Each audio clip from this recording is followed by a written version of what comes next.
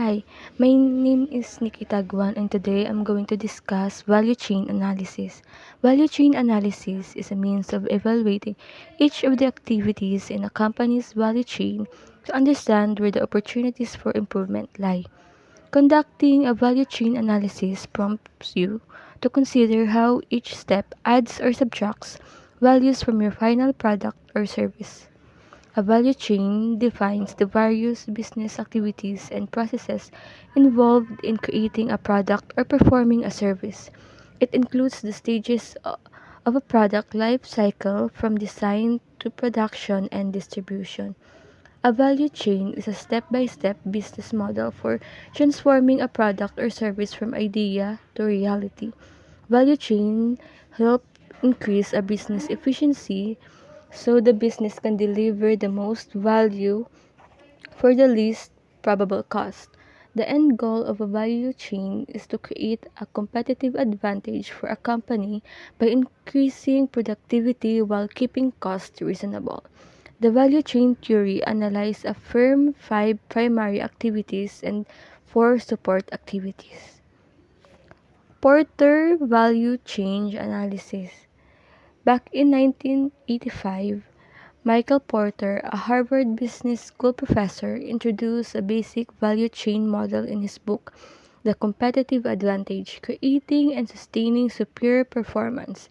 He identified several key steps common among all value chain analyses are determined that there are primary and supporting activities that, when performed at most optimal levels, will create value for their customers such that the value offered to the customers exceed the cost of creating that value, resulting in higher profit. Porter framework group activities into primary and support categories. And that's the end of my reporting. Thank you. Vitalicio, and now I will going to discuss to you the creation of value chain analysis. First, what is a value chain? A value chain is a concept describing the full chain of a business activities in the creation of product service, from the initial reception of materials all the way through its delivery to market, and everything in between. The value chain framework is made up of five primary activities: inbound operation, outbound operation logistics, marketing and sales, service, and four secondary activities such as procurement and purchasing, human resources management, technological development, and company infrastructure. A value chain analysis is when a business identifies its primary and secondary activities and sub-activities and evaluates the efficiency of each point. A value chain can reveal linkages, dependency, and other patterns in the value chain. So here, as you can see, this is the value chain chart, which includes the step-by-step process of a value chain. So, yung ibig sabihin lang po ng value chain, yung value chain daw po is a step-by-step business model for transforming a product or services from idea to reality.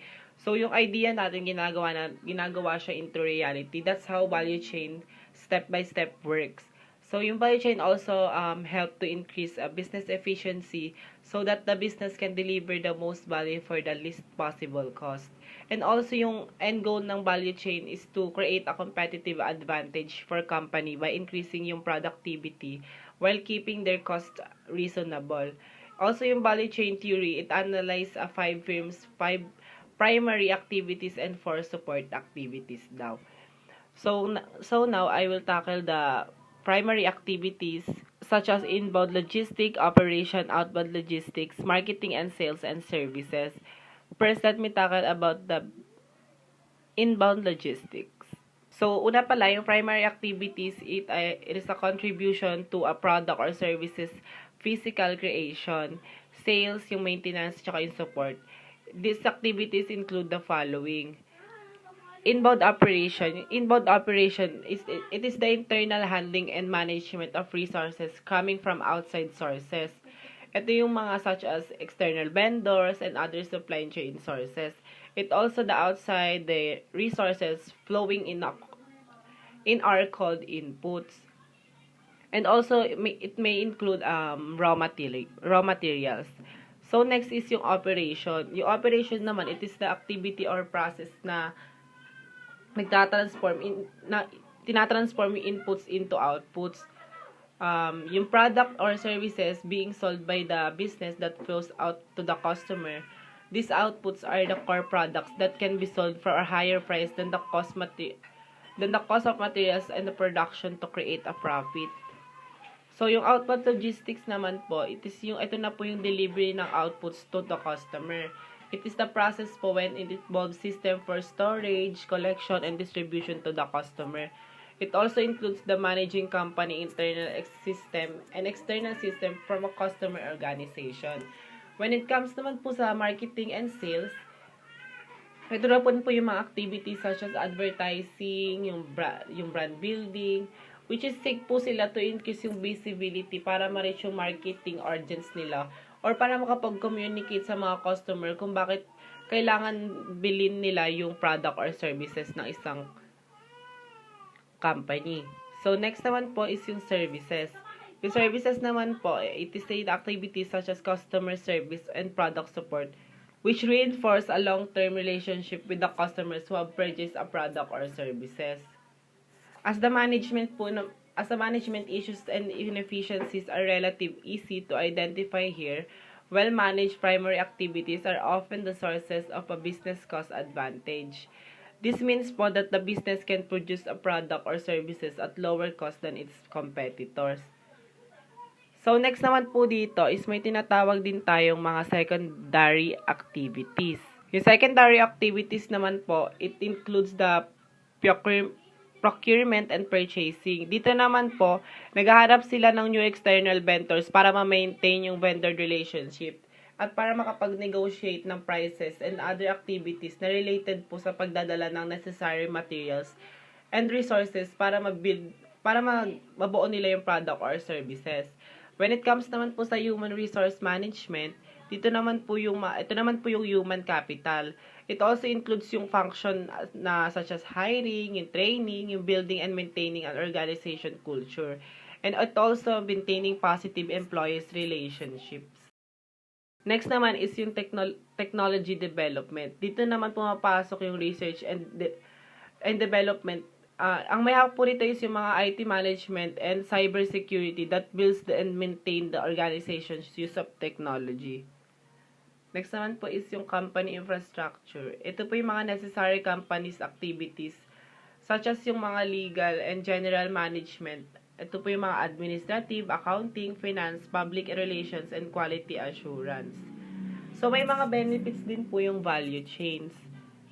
Ito po yung mga benefits nila. The value chain framework helps the organization understand and evaluate sources of positive and negative cost efficiency. Conducting a value chain analysis can help business in the following ways.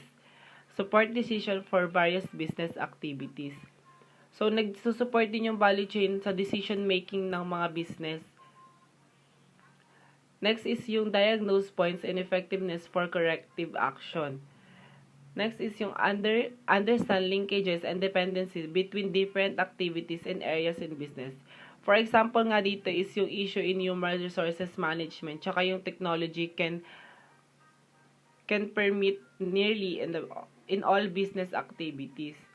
Next naman is yung ma-optimize nila activities para ma-maximize yung output at ma-minimize naman yung organizational expenses.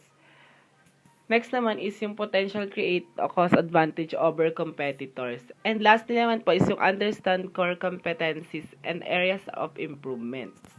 Concept of supply chain. The term supply chain in general talks about the series of activities involved in the production or processing of product or rendering of services. Supply chain consists set of activities involved before the creation of production of a product or the kind of services to be rendered by the business firm to the public at large or the specific market it want to serve. So si supply chain ay nagproproseso ng mga produkto o nagbibigay ng serbisyo. May mga set of activity sila kung paano nila ipoprocess yung product patungo sa specific market.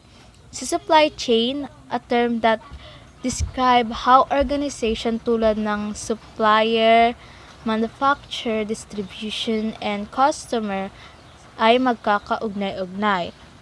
May tinatawag tayong supply chain management. The supply chain management is defined as the strategic management of the distributions channel and processes that support the entire business process. It is noted that this concept of supply chain focuses only on post-production aspect of a product or simply the management of the distribution aspect, sometimes referred to as outbound logistics. So, si supply chain management, isa siyang distribution channel. So, ang ibig sabihin ng distribution channel, nagdi-distribute ng mga produkto. So, si good and services from raw materials magte-transform into a final product or mag-e-end kay customer through flow information, physical distribution, and cash. So, si supply chain, meron siyang 3 entities. First is supplier, second, producer or manufacturer, third is customers. So, si supplier is nagpo-provide ng raw materials or services. For example is woods, fabric, and plastic. So, si producer naman, sila naman nagpo-produce ng finished goods or services or nagmamanufacturing ng isang product. So, for example, yung raw material na sinupply ni suppliers kay producer is fabric. So, si producer gagawin siyang damit or iba pang product na gusto ni producer na gawin. So, si customer naman, siya naman yung nagre-receive ng finished product. Then, to connect them together, may tinatawag tayong primary production flow. So, si primary production flow, yung materials and services from supplier, mag-e-end siya kay customer. So, magpo-flow siya from start supplier to customer. Example natin kanina, si supplier, ang sinusupply niya kay producer ay fabric. So, si producer gagawin niyang damit. Then, magkakaroon ng distribute. Then, si customer, marireceive nila yung product na yon. Ganun yung primary production flow or kung paano magpo-flow yung supply chain. Then, may tinatawag tayong information flow between customer and supplier. Yung information flow, ito yung kung may question yung customer or kung may complaint si customer sa product and purchases order, delivery status, and invoices. Then, may tinatawag tayong reverse production flow. So, processes where the end customer is responsible for the final disposal of the product, including recycling, refurbishing, or resale. So, ito yung reverse production flow, yung product na nakuha ni customer, pwede siyang mag-reverse or papunta kay supplier. For example ng reverse production flow, kapag bumibili tayo ng soft drinks, yung bote ay binabalik natin sa tindera. Tapos yung bote na binili ng tindera, ibabalik din sa supplier. Ganun yung example ng reverse production flow. I will be discuss the importance of value chain. The business organization involved in the entire supply or value chain have their own respective roles considered extremely important and critical for the top management, and strategic manager in particular is important and critical to study and analyze both the backward and forward channels of the entire value chain to know that the key players both in the supply chain. So, importante ang value chain dahil nakakatulong ito para mapataas ang kausayan ng isang negosyo upang mahihatid ang negosyo sa pinakamaraming halaga para sa pinakamababang posibleng gastos.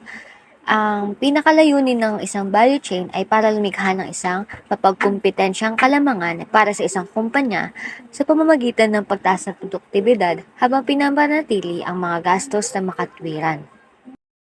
General components of value chain.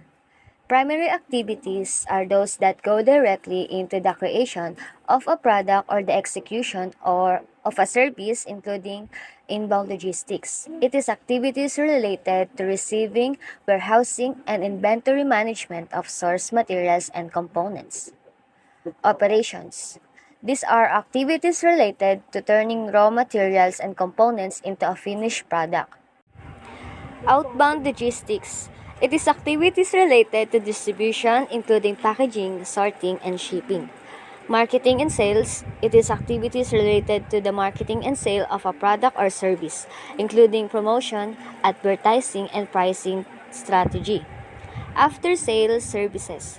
It is activities that take place after a sale has been finalized, including installation, training, quality assurance, repair, and customer service. Secondary activities help primary activities become more efficient, effectively creating a competitive advantage, and are broken down into procurement. It is activities related to the sourcing of raw materials, components, equipment, and services. Technological development. It is activities related to research and development, including product design, market research, and process development. Human resources management.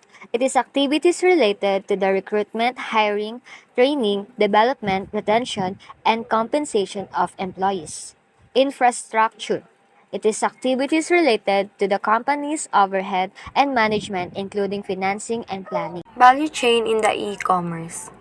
Mas pinapadali ng value chain ang lahat ng operations na nagaganap sa paggawa ng product or services, as well as pagbawas ng budget or yung gastos dun sa product at services na pinoproduce ng isang company. Pwede din na mas mapadali yung pag-alis ng waste or unnecessary parts ng operations. It can also boost the profit of the company. Yung purpose naman ng value chain is to increase yung quality ng product at services per operations na pinagdadaanan nito before ito i-supply sa customer. Value chain analysis has 3 steps. Step 1 is to determine the activities in the value chain. Dito sa step 1, malalaman natin yung mga basic action na gagawin natin sa paggawa ng product at ng services. Malalaman din yung pagkakaiba ng mga products or services nung bawat isang gumagamit ng value chain analysis. Step 2 is to determine the amount and value of various activities. Sa step 2 naman, malalaman naman ng business kung gaano kalaki yung cost ng product or services na gumagamit ng value chain analysis. It is also important to consider the cost of each operations. Kasi if tinanggal yung consideration natin dun sa cost, lalaki yung cost ng transaction. It can affect dun sa product or services na ina-offer natin kasi pwedeng lumaki yung cost or yung halaga ng product or services na ina-offer ng isang company. Last step is to look ways to get a competitive edge. Dito naman is pwede na natin evaluate ang value chain na meron tayo based dun sa competitive advantage na gusto natin na mangyari dun sa value chain na meron tayo. Starbucks. This is a very short introduction about Starbucks. Starbucks has 3 founder, which are Jerry Baldwin, Gordon Boker, and Sib Siegel. Itinayo yung first store ng Starbucks noong 1971 near Pike Place Market in Seattle. There are two things in common between those three founders, which are they came from an academia and they all love coffee and tea. If you're wondering where the name Starbucks came from, it came from a classic novel by Herman Melville named Moby Dick. Starbucks' mission is to inspire and nurture human spirit. One person, one cup, and one neighborhood at a time. So first part ng mission na to inspire and nurture human spirit, gusto nila na ma-feel ng bawat isa na welcome sila either it's their employees or customer. They want them to feel like it's a good and happy environment. Next is the second part, one person, one cup, and one neighborhood at a time. Sa second part, gusto nila na pahalagahan yung employees and customer na meron sila at yung continuous na paglaki ng kanilang business. Inbound logistics. The inbound logistics for Starbucks refer to company-appointed coffee buyers selecting the finest quality coffee beans from producers in Latin America, Africa, and Asia. In the case of Starbucks, the green or unroasted beans are procured directly from the farms by the Starbucks buyers. These are transported to storage sites after which the beans are roasted and packaged. Value is added to the beans through Starbucks proprietary roasting and packaging, which helps to increase their selling value. The beans are then sent to distribution centers, a few of which are company-owned and some of which are operated by other logistic companies. The company does not outsource its procurement, ensuring high-quality standards right from the point of selection of coffee beans. Operation. Starbucks operates in more than 80 markets, either in the form of direct company-owned stores or licensed stores. Starbucks does not follow the traditional franchising terms. The company has more than 32,000 stores globally. It is also the owner of several brands including Teavana, Seattle's Best Coffee, and Evolution Fresh. According to its financial reports, the company generated 81% of its total net revenue during the first half of its 2020 fiscal year from its company-operated stores, while the licensed stores accounted for 11%. Outbound logistics. Outbound logistics focuses on the demand side of the supply-demand equation. The process involves storing and moving goods to the customer or end user. The steps include order fulfillment, packing, shipping, delivery, and customer service related to delivery. The outbound logistics of Starbucks is there is a very little or no pressure of intermediaries in product selling for Starbucks. The majority of the products are sold in stores. However, storage and distribution through retail locations are important. When we consider the overall Starbucks value chain analysis, we won't find much in its outbound logistics. This is because Starbucks does not have a leading B2B model in which the brands distribute its products or franchise. B2B model is business to business.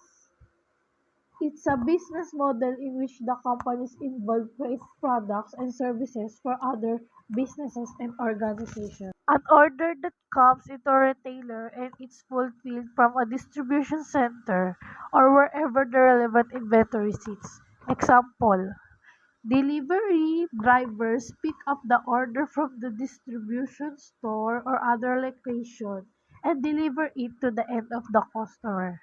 Marketing and sales.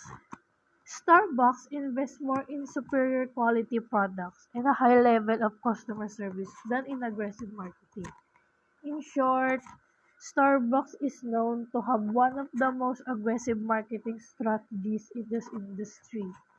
A substantial amount is invested by the company to maintain the highest standard of customer satisfaction in sales. Apart from on-brand marketing, Starbucks also has a significant online presence on various social media platforms. It keeps coming up with dedicated marketing plans for product launches, new establishments, and other events. Service. Starbucks aims at building customer loyalty through its in-store customer service. A signature retail objective of Starbucks has always been to provide customers with a unique Starbucks experience. Yung customer service po is way of your business engages with your customers. Lalong-lalo na po sa mga daily transactions, also sa mga problem-solving solution when issues arise. And ito rin po yung nagsiserve as the first line of defense sa pag-respond sa mga customers' demands or needs, which has a significant impact sa isang company or business revenue. Service training is a key component of the value chain that helps to make its offerings unique. A substantial amount of value is created when baristas make drinks for customers. Nasabi nga po na isa sa key component is service training, and it's very important because it equips staff with necessary knowledge and ability po na mag-deliver ng top-notch service. And if makaka-receive po ang mga employees ng quality service training, mas may inspired po sila to perform harder and more competently, and also may improve po yung pakikipag-interact nila sa mga customers. Infrastructure. This includes departments like management, finance, legal, etc., which are required to keep the company's stores operational. Starbucks employs business managers in its corporate offices. It also has store managers on site that help to oversee well-designed and pleasing stores, complemented with good customer service provided by the dedicated team of employees in green aprons. Ang infrastructure po referred as the basic physical systems ng isang business and often involve po rito yung production of public goods or production processes. And having a solid company infrastructure, it assures yung mga personnel, procedures, and other operational instruments are properly coordinated to support manageable, profitable growth. And in business, mayroong mga staff na nagmamanage ng mga store tulad po sa Starbucks. Sila po yung in charge of keeping an eye sa mga daily activities and sila rin po yung nag-i-ensure na everything works efficiently. Sila rin yung responsible for training new hires, formulating business strategy, and inspiring sales teams. And sila rin po yung tinatawag na store manager. Human resource management. The committed workforce is considered a key attribute in the company's success and growth over the years. Starbucks employees are motivated through generous benefits and incentives. The company is known for taking care of its workforce, a key reason for low turnover of employees, which indicates great human resource management. There are many training programs conducted for employees in a setting of work culture which keep its staff motivated and efficient. Isa sa mga asset ng isang companies is ang employees. Kaya nga may kasabihan na value your employees the way you value your customers.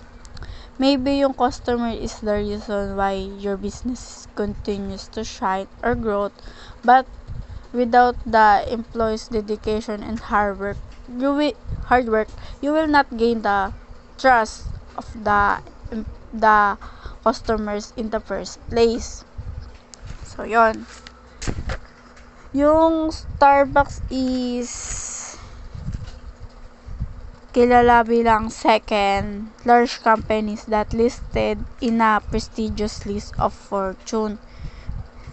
This only shows that yung HR strategy nila is very competitive and have a best human resource management and work cultures.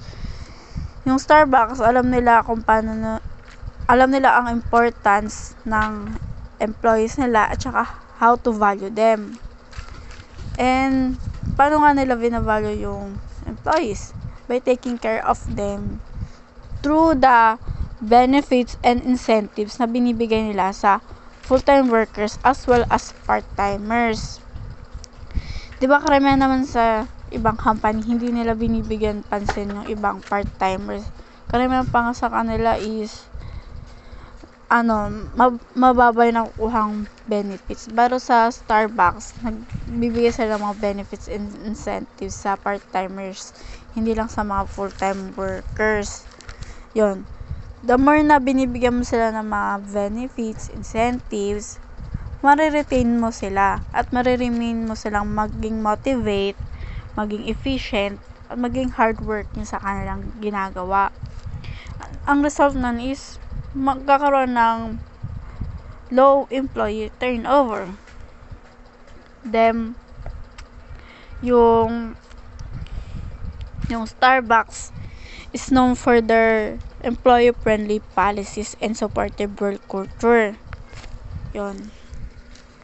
Yung Starbucks, nag-hard sila ng people with disabilities. Ang kaibahan ng iba nun, hindi nag-hard na mga people with disabilities. Kasi, alam naman natin yung ibang ang isip na iba, pag disability ka, wala ka nang magagawa. Pero sa Starbucks, hinahard nila yun. Syempre kasi nga, ayun nga, nila, taking care of their employees to become efficient. Hindi porket disability ka, porket nag-hire sila ng disability, hindi na magiging efficient yung employee na yon. Nag-hire sila kasi hinahire nila yung people with disability kasi nakikita nila sa tao na yon na kaya nilang i-remain, i-motivate ang isang employee na may disabilities. Tapos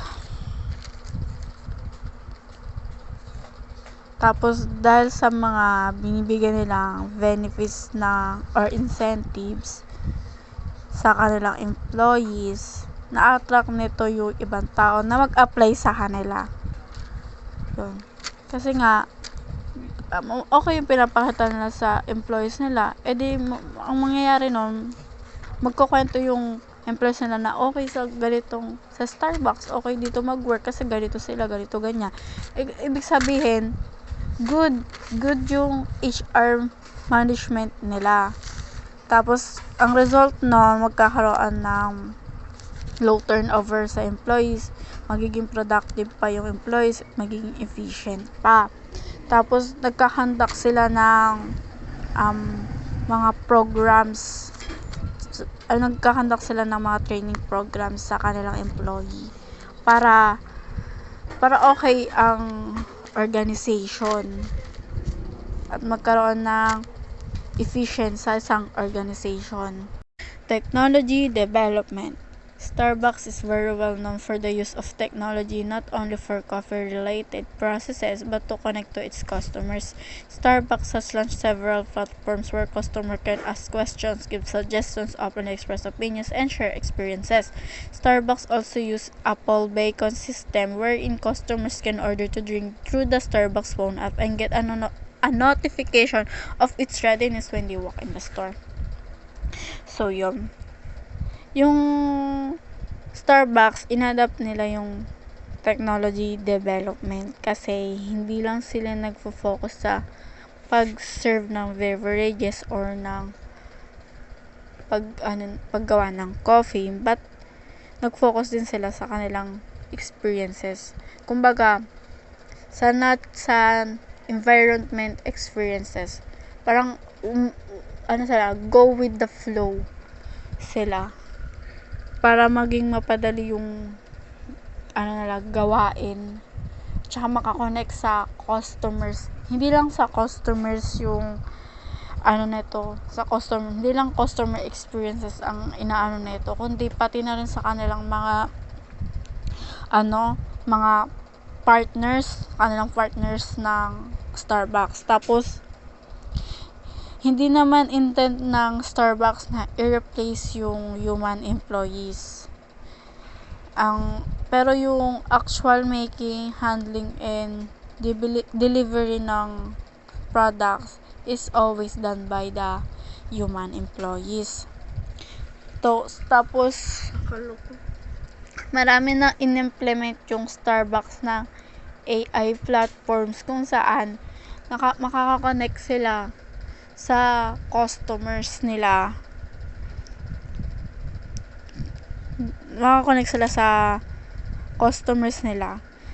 By the using the app or the AI na yon or AI platforms na yon, naiintindihan nila yung kung ano yung mga preference ng customers and trends. Kasi 'di ba alam ko may na ano to na may nagko-customize ng drinks sa Starbucks. So parang minsan parang hindi patok sa kanilang panlasa yung nasa menu. Pero dahil doon, nag-customize sila ng products. Nagko-customize sila ng drinks nila sa Starbucks. So yun, ina-allow ng Starbucks yun kasi nga parang kung ano yung preference ng customers, parang nilalagay na rin nila yun sa menu nila. Parang ayun. Kasi ayun yung ganun yung nila trends. Kasi nga kumo-connect sila sa customer experiences. Tapos nagbibigay ng, 'di ba? Pag yung mga platforms nila na AI, nalalaman nila kung ano yung experience, thoughts, suggestions, tsaka yung mga questions ng customers. Lahat ng data na nila is parang magkaroon ng namamotivate yung Starbucks na innovate natin yung ganitong product, itong drinks na to or beverages na to, kasi nga ito yung gusto nila, parang ganun. Tapos 'di ba, tapos pinapadali din ng mga app na to or AI platforms na to na ginagamit ng mga customers na magkaroon ng payment easy, magkaroon ng track rewards. Tapos pag gumamit sila ng app, minsan may loyalty programs, tapos na pwede nilang i-redeem yung rewards na yon. Tapos malalaman din nila dun sa app na yun kung ano yung mga menus and other information about the Starbucks. Tapos yung Starbucks is inadapt na rin nila yung Apple's iVicon system, kung saan yun nga pag nag-order ka ng drinks, magno-notif na lang yun na ready na yung order mo and pwede mo na siya i-pick up. Ganon. Pero kagandahan lang sa kanila sa ng Starbucks, hindi lang sila focus sa pag-serve ng beverages, kundi nag-focus din sila sa pag-adapt ng technology, which is makaka-connect sa customers' opinions and thoughts ng customers na pwedeng maging susi kung ano pa yung pwedeng i-innovate nilang products. Procurement is a process that involves every activity involving in obtaining the goods and services a company needs to support in daily operation, including sourcing, negotiating terms, purchasing items, receiving and inspect the goods as necessary, and keeping the records for all the steps in process. Example, in the Starbucks, they have their own procurement process of their own coffee beans. Starbucks have their own coffee plants, which can supply directly to the nearest store. The benefits of that approaching were quickly apparent. Recognizing its coffee production allowed the Starbucks to reduce its transportation costs and lead times. Kumbaga, ito po yung process kung paano mo mapapalago yung business mo or kung ano pang need mong gawin para lumagang business mo. The value chain analysis is very useful to a company. It can be used to identify useful and wasteful activities, and also it can be used to identify the value of improvement opportunity throughout the various steps of a business. For example, the Starbucks mission is provide the customer with low price food item. The analysis helps Starbucks to identify the area of improvement and activities that add the value of their products and services. By conducting a value chain analysis, prompts you to consider how each step adds or subtracts the value for your final product and services. Yung bottom line po is, kumbaga siya naman po yung pinaka-final step of your business. Diyan mo makikita yung result kung nakakabuti pa sa business mo or hindi.